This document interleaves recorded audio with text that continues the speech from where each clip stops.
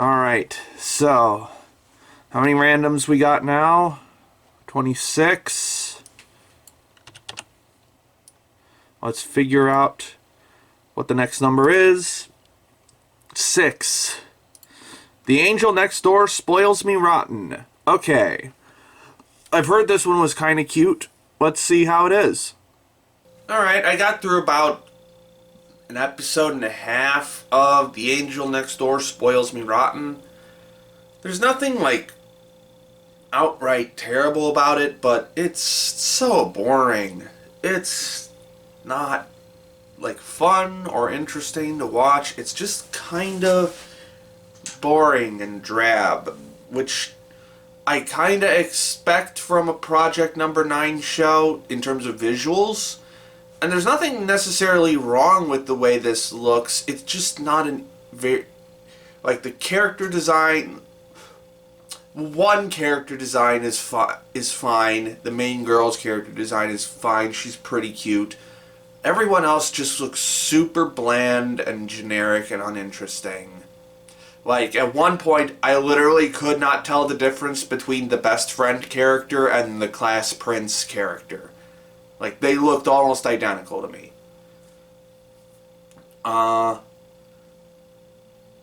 And there's really nothing all that interesting that goes on in this show so far. Like, I'm not going to say the two leads don't have chemistry, but it's not an interesting chemistry. It's really not, like, engaging to watch these two have banter in any way. It's so, like, milquetoast and lukewarm about a lot of stuff that it's just not, like, engaging in any way. Completely setting aside the fact that this is basically a show where, for very flimsily justified reasons, a cute girl in your class decides to be your mom, basically.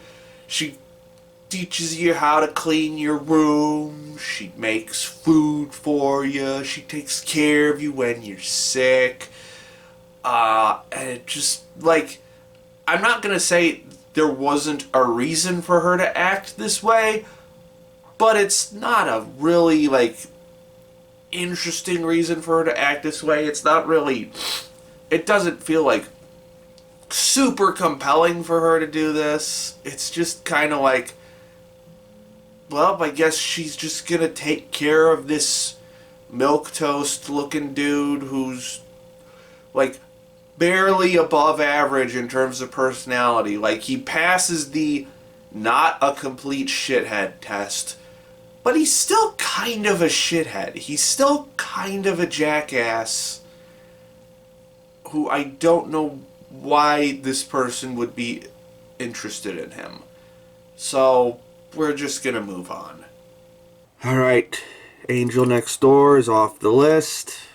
Let's see what we roll next. How many do we have left? Random's 25, so let's see what we get. 25. Buddy Daddies. Okay. Heard a lot of good things about this one. I hope it lives up to the expectations. Oh, I'm gonna get in trouble for this one. So, hear me out. Hear me out. I got about a quarter of the way through Buddy Daddies, a little bit more than that. I got like a third of the way through episode 4. And I just struggled to put on, like, a new episode of this show every time I tried to watch it. Now, at first I thought it was just because I was, like, sick, because I was sick earlier in, like, a few days ago. Been having a real rough go at it, to be honest. But, at first I thought it was just, like, I'm not physically in the right mood for this. But even, like, once I got over that, I was just, like, I never felt like I was in the mood to watch this show, and I feel like I'm never going to be in the mood to watch the show, because I don't. Like, I don't hate this show. I don't think it's a bad show. There is like one problem with it that I'll get to in a little bit, but like, I can see why people love this show. Like, why it has such a good score on Mal. The animation's really solid. It probably has the most realistic depiction of a child I've seen in anime, because a lot of times with anime, when they do kids, they'll just make them like these perfect bundles of joy that like never do anything bad ever. They don't do that with this one. Miri can be kind of a brat sometimes, and I thought that was very refreshing, and definitely the most realistic portrayal of a child in like these child rearing anime, whatever subgenre you want to call this, Shinzo Abe propaganda, whatever. But she's also like really cute and adorable as a child too, like, so really strong balance there. The two leads are pretty fun. They have some good chemistry together. It actually does seem like it has something interesting to say about like children and childcare and stuff like that. Whether it's like the like deeper struggles with like having a kid when you didn't want to have a kid and you were kind of forced to have one, and how that reflect how you deal with that as a parent, or something like a little more comedic, like the episode 4 when they were trying to like do the daycare stuff and like all of the clerical paperwork conundrums that they run into. I found that to be like a pretty astute observation, I guess you could say. And the action scenes are great. They're good. I wouldn't say they're incredible, but they are really good. They're fun and bombastic action scenes. The action's probably my favorite part of the show, which I don't know if that's a good thing or not, but like, for some reason, I just couldn't really, like, it was a struggle to get through all of these episodes. All the episodes that I watched. Like, I've paused and played, paused and started, like, the 4th episode, like, 4 times. And I only got a third of the way through it. Now, like, the one criticism of this show that I can, like, definitively narrow in on is that it's, like, very... And this isn't even, like... Normally this isn't a bad thing for me, but it is predictable. Like, the jokes are kind of predictable. The ideas that it explores are predictable. And again, normally I don't find predictability to be a bad thing, but for some reason with this one, it's just like, it's not doing anything that's a better way of doing it. It's not doing anything that I haven't seen before. Like, I'm seeing all of the beats laid out. The track has been laid out well in front of the show, and it's not all that hard to figure out where it's going. And so it makes it less compelling, I guess you could say, to be like, it makes me less interested in being like, oh, what's going to happen next? Now, like, the surprises, I guess, come from how the comedy is laid out. And, like, there were some decent surprises to the comedy, but they weren't, like, hugely bombastic surprises. Like, I got some pretty decent giggles out of this, but nothing, like, gut-bustingly hilarious. Yeah,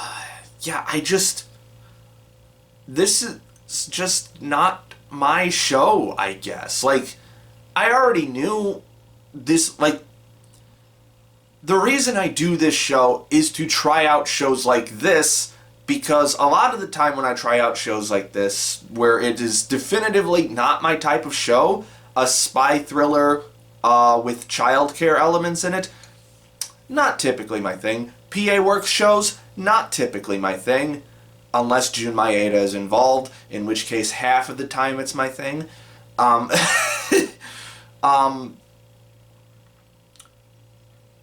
But, like, I do this to try them out anyway, just to see. And I understand why a lot of people like this show.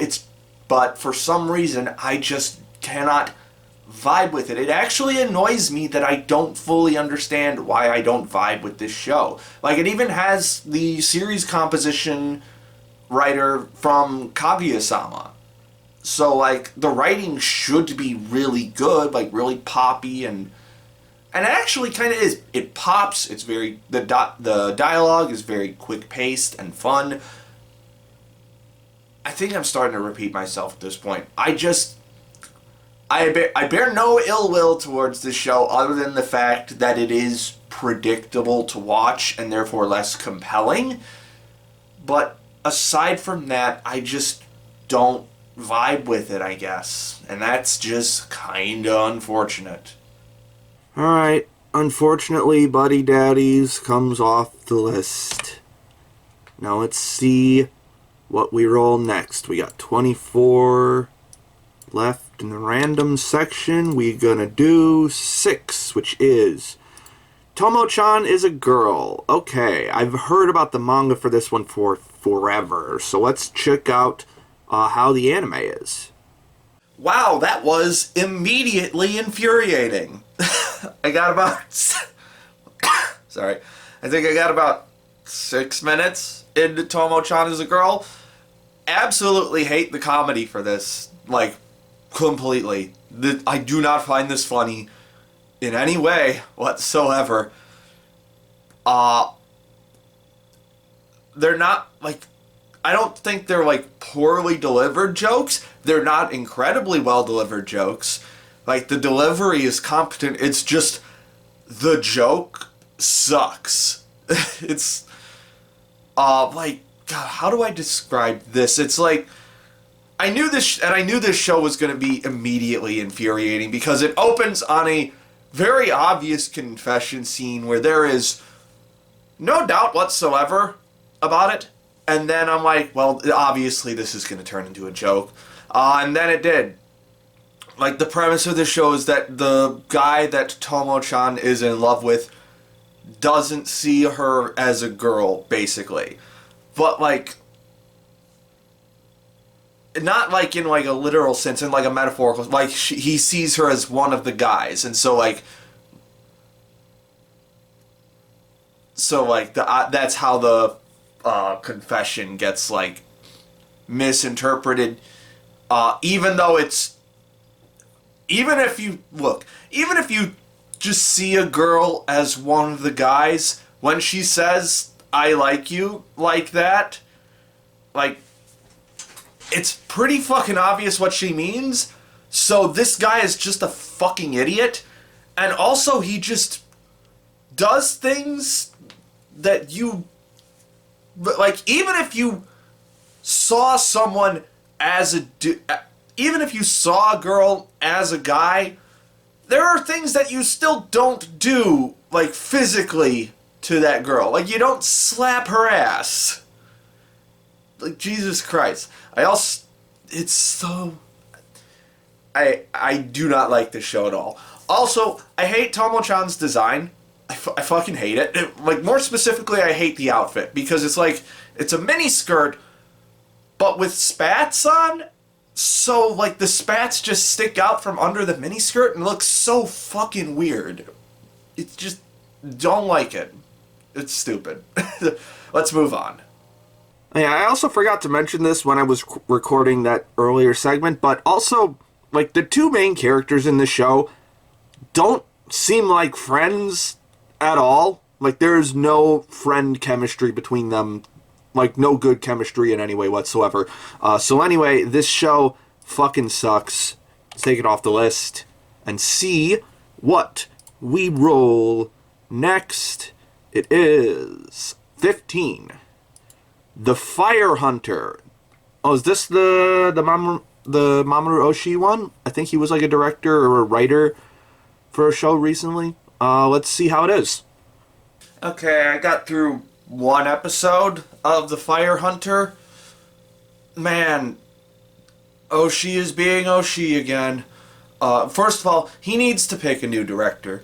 He did series composition for this, and I'm sure he had some input on the directing, but he needs someone else to filter his ideas, because Junji Nishimura is not good at that. I think that's who this is. It's the same guy who did Vlad Love with him a few years ago, I think now. And he's, in my experience, he's not a good director. Like, this is the same guy who did Glass Lip, I think. You know, that, like, absolutely hilariously awful PA Works show from 2013, I think? Somewhere around there? 2013, 2014, somewhere around that time. It was, like, right when I was starting to, like, really get into anime again. But anyway, this show is confusing as fuck. Like, not in terms of, like, the world building or anything, but just in terms of, like, how things are presented. Like, there is this shot, there was this scene where, like, the mother figure character, Akari, was talking to Toko, the main character, but I had no idea that it was another person talking at first, because she was talking over what I guess is a flashback of when the Fire Hunter died, and, like, Toko first encountered the dog. But like, at no point does it say that there's, like, another person talking, so I was just... the scene goes on, the shot goes on for a while, so I'm like, who the fuck is talking? Like, that's not her voice. Is it the dog talking? It can't be the dog talking, because it's talking about the dog. And then it finally cut away to a different shot. I'm like, oh, okay, you were just, like, overdubbing this, okay, or you were just narrating over this, okay. Like, that, it's so, this show feels so weird in terms of how it's presented. As does the visuals. Now, I don't dislike the visuals for this, but they can be rough. Like, that, I think that's something that Oshii has been doing lately. I noticed this a bit with Vlad Love, too, where it's just like, he just wants to make things that look cool. Whether that makes it consistent or not, tends to more often not. But that doesn't seem to be the important part. What the important part is just making cool imagery. Sometimes that means making the character movement a little shaky. Sometimes it means making some really interesting, like, particle effects or something, or, like, lighting effects. So, like, visually, this is a cool-looking show, even though it is pretty inconsistent at times, and sometimes it just looks janky as shit. But overall, it is an interesting-looking show. But, man, the plot also don't make a whole lot of sense. Because, like, here's the thing. So, like, it's implied... What I gathered from this show is that at some point... humanity changed so that whenever they are near fire, not when they, like, touch fire, just, like, being in the presence of fire makes them spontaneously combust.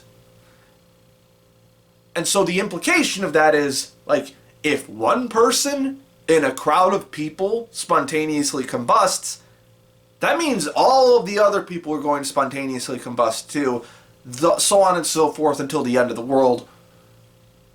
My question is how the world did not end with that. Because, like, A, how do people know that that happened? Because they would have had to have seen it happen. They would have had to have been near the fire when it happened. And so, like, how does humanity know that this is what happens? And B, natural fires just start all the time in the world? Like, does lightning no longer exist to strike trees? Do rocks not accidentally chip against each other and create sparks? Like, Do volcanoes no longer exist? This world building is very... It opens up to a lot of questions that I shouldn't be asking because it starts to break the world building. But, like, yeah, so that... Also, the show also does this thing that I find kind of infuriating, where it's, like, very obvious that the main character is a child voice actress, but no one else in the show sounds like a natural actor or anything. No one else has this more natural, like, tone to their voice. They just sound like regular anime voice actors. So it just makes her voice stand out, not in a good way. And I don't really get why they're making her voice stand out, because she's not a particularly standout character. Like, in fact, I would say she has basically no character so far, other than she wants to help her family, because she barely talks in this. So, yeah, I did not have fun with this. I appreciate how it looks, but goddamn, Mamoru Oshii, you need a new director, my guy. You need someone who's going to challenge you and say, like, hey, this doesn't make any fucking sense. Let's move on. Alright, Fire Hunter comes off the list. We'll do one more random before we jump to the bottom. So let's see what we get. 3. Reincarnation of the strongest exorcist in another world. Oh boy. Alright. I got about 10 minutes into the first episode of... What was it called? Reincarnation of the world's strongest exorcist or something. God, that was so bland and boring and nothing. There was nothing. It had nothing. The character designs are so devoid of any creativity whatsoever. So is the magic system. Except for the fact that instead of magic, the guy uses exorcist powers, which is still magic. Also, I'm assuming they don't directly say it, but I'm assuming this is based on Abe no Seimei, I think, who's like, I think he's like the founder of like exorcism in Japan. I'm not sure. I don't know enough about that particular part of Japanese history and mythology, so can't really say that much. But also, they love to use this character all the time in anime, and I just don't care. I really don't. I do not find exorcism to be a particularly interesting branch of the anime subgenre sphere, I guess you could say. I very rarely find any interest in it whatsoever. Like, the closest I got was probably, like, I guess, Twin Star Exorcists. And really, I didn't actually care that much about, like, the exorcism part of it. I cared about the rom-com part of it.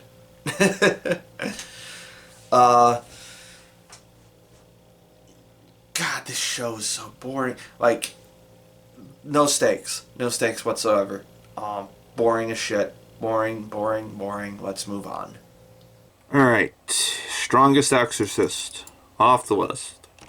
Which means it's time to jump to our end cap shows here. So we're going to watch Onimai.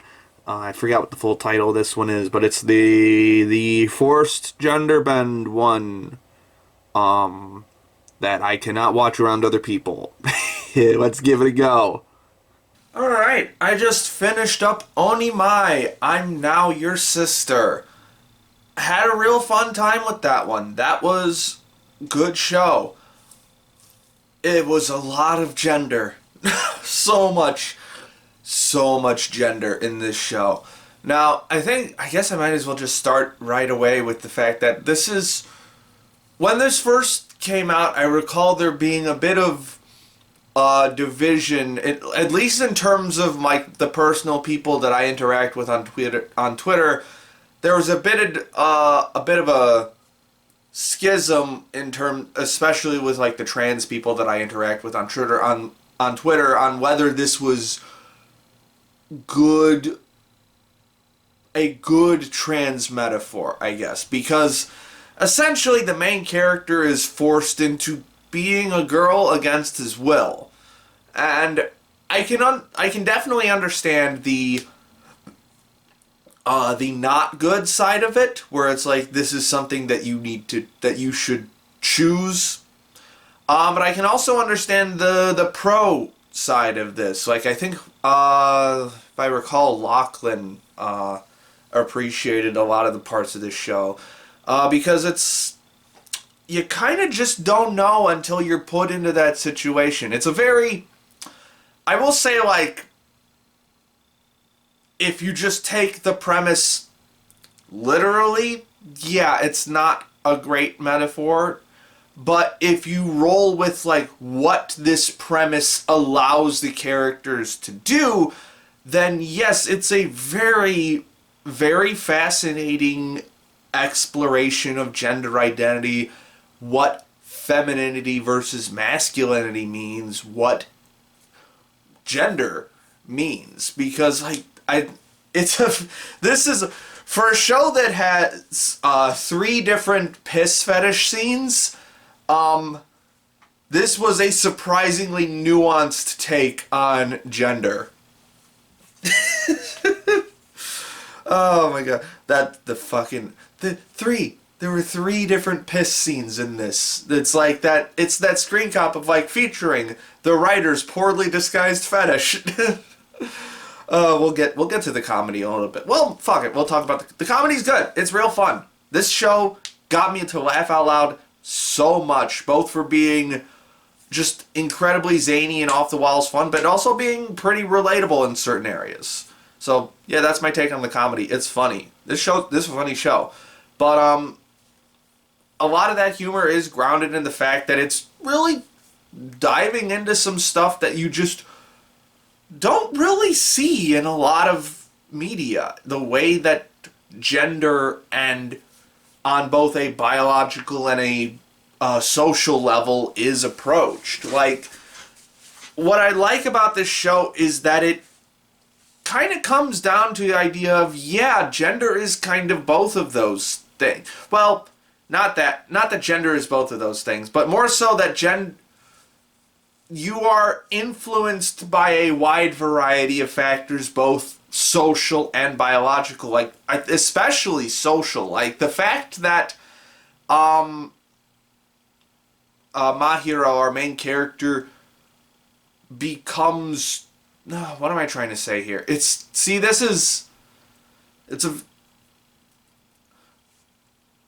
Probably should have started with this. Full disclosure, I'm a cis guy, so all of this is outside my realm of purview.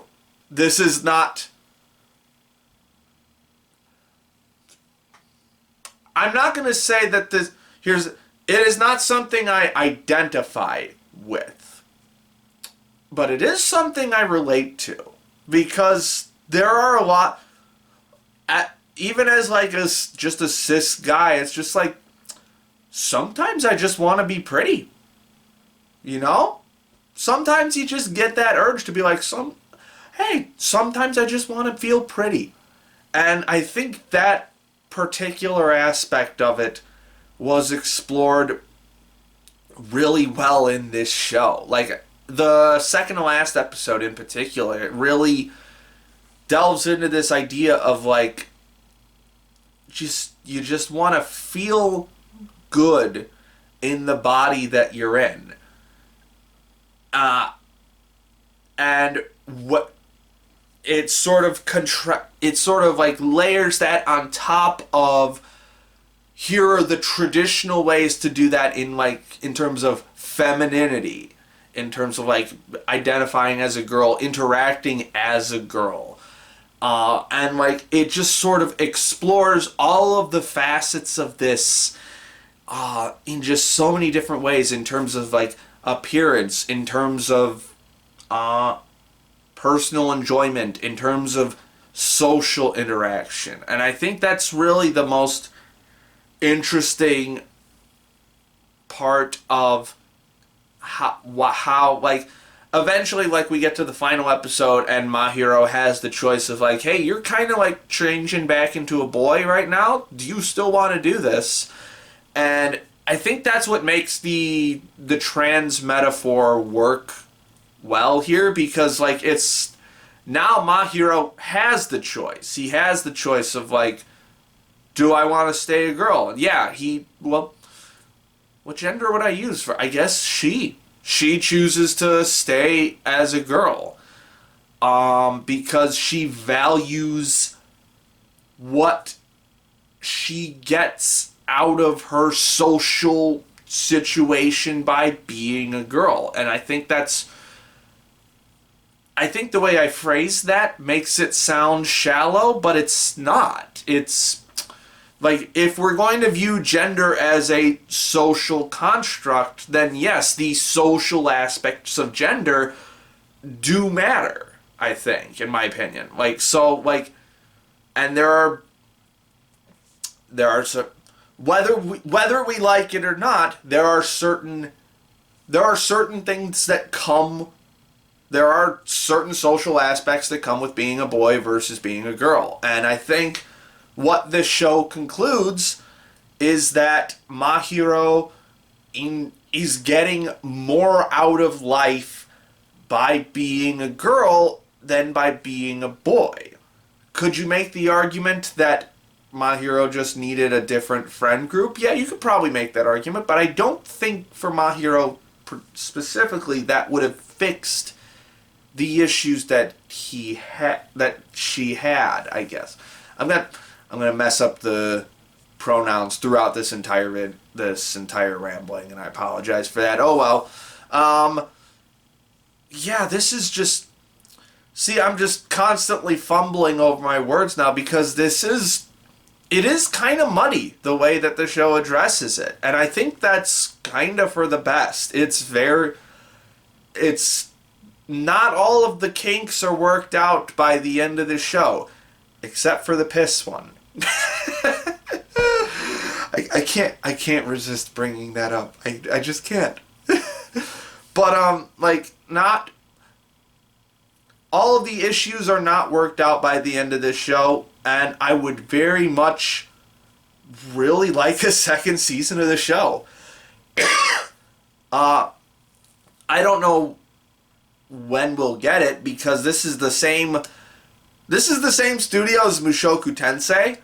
So talk about a studio that just makes anime that are superficially problematic.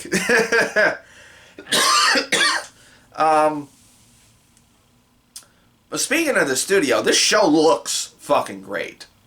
Animation is so incredibly fun and fluid and lively. There's some really expressive character animation in this, and I think that's exactly what we needed for this kind of show. Love the character designs for this. It does that thing that I love with like hair, where like the undersides of the hair are like a complementary highlight to the regular hair. Sorry, I have a bit of a cough. Like they have like complementary highlights where like Momiji has like this bright cyan highlight to her hair. So does her older sister Kaede. The older sister Mahiru has like this purple kind of accent, I think. I just love that. They do that in Healer Girl, and they do that in Do It Yourself. I love that aspect of these character designs.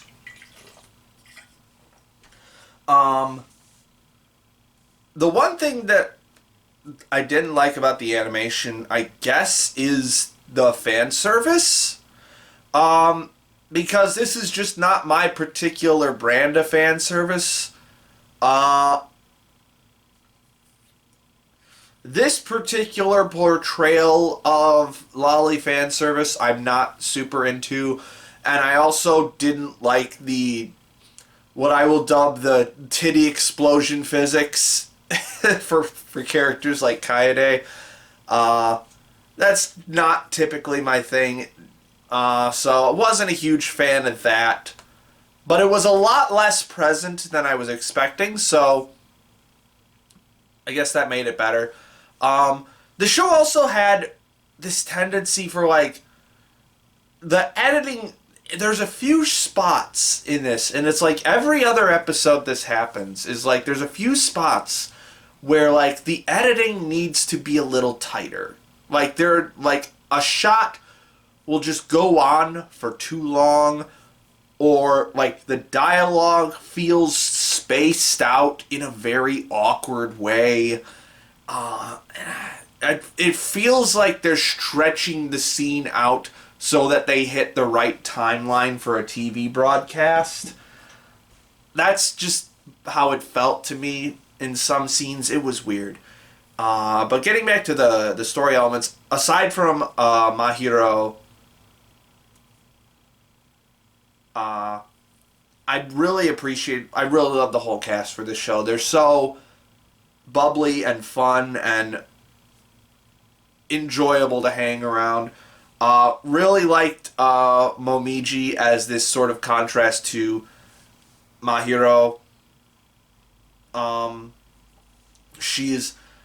I just posed this question on Twitter a little while ago, and I view Momiji as kind of gender nonconforming in a different way, whereas she's a girl, but she is expressing a lot of very masculine traits. I wouldn't go so far as to say that she is trans. She could be gender fluid or non-binary. I'm not sure. The show doesn't really make a very solid statement one way or the other on that, but it is, again, if there's a second season to this, I would love to see how that is explored as the show goes on. I would be very interested in seeing more from the cast as a whole. Speaking of the cast as a whole, that's another thing I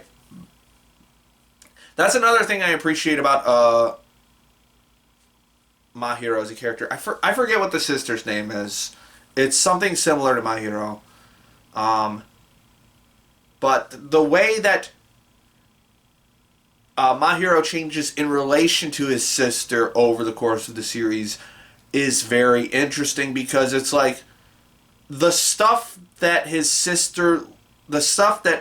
sister likes about Mahiro, stays the same for the most part. Like that part where Mahiro is like a very kind person who looks out for the little sister in unexpected ways. That part of Mahiro's personality doesn't change.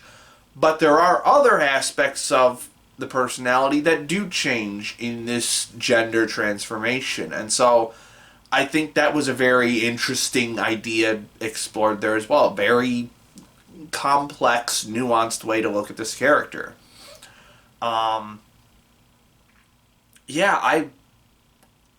I had a feeling I was going to like this show, but I didn't think I would like it as much as I do, actually. It did actually make me think a little bit about how I view my own gender. Not in a way of, like, am I, like, trans or not, because I'm, like, fairly positive I'm not. That part is not super important to me in terms of, like, how I personally view myself, but it did give me an opportunity to reflect on ideas like, hey, sometimes I just want to feel pretty. Sometimes I want to sing like the Japanese pop idols that I listen to, like Lisa and stuff like that. it makes me think. It really makes you think. So yeah, I could also see this show definitely cracking a few eggs.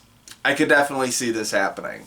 So, and if that does happen, if that's an experience you've seen, then I'm very happy the show exists. But even outside of that, I think this is just a very fun and entertaining show. Very lively. The comedy's good. Animation's good. Really liked it. Now let's figure out where to put it on the list. Alright, Onimai is done. We're going to scroll up towards the top of the list here. We're going to put you right under Pokemon in the number 5 spot for now. And you get a light 8. Really appreciated that one. Good show.